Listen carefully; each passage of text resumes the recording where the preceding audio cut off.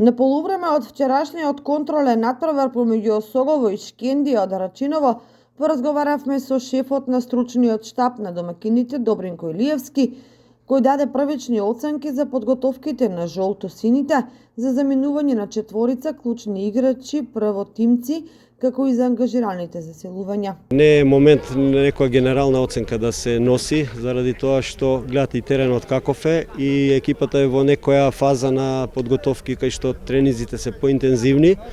Значи, целта е од денешниот надпревар да се воиграат некои линии и физички екипата да се дигне. Значи, има слабости во моментот, меѓутоа има и доста добри работи кои што ќе се трудиме да ги подобруваме и слабостите да ги отстрануваме. Разлика што игравме со една млада екипа, меѓутоа тоа се квалитетни, талентирани деца кои што се дел од нив репрезентативци. Таму беше теренот добар, можеше да се игра и навистина игравме добро, што може би малце тој надпревар и не внесе во некои размислувања дека тоа е тоа, меѓутоа уште е рано, подготовките се на некоја средна, има доста работа, екипата уште не е комплетирана, очекуваме уште 2-3 играча да се вратат и мислам дека ќе биде многу подобро. Не напуштија 4 првотимци, значи таман дојдовме до некоја ситуација да играме квалитетно, веќе тимот се препознаваше во играни линии, меѓутоа се треба пак од ново.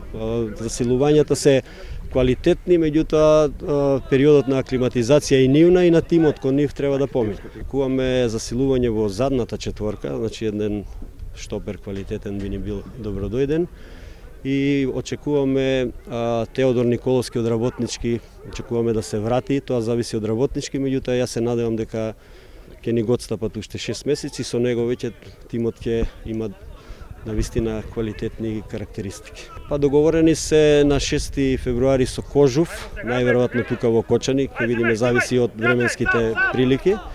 И на 11 генерална проба со Академија Брера во Струмица, таа ќе не биде генералка. Со неколку нови фудбалери тимот доправа ќе се уигрува за да ја добие потребната физиономија и да може да ги остварува посакуваните резултати.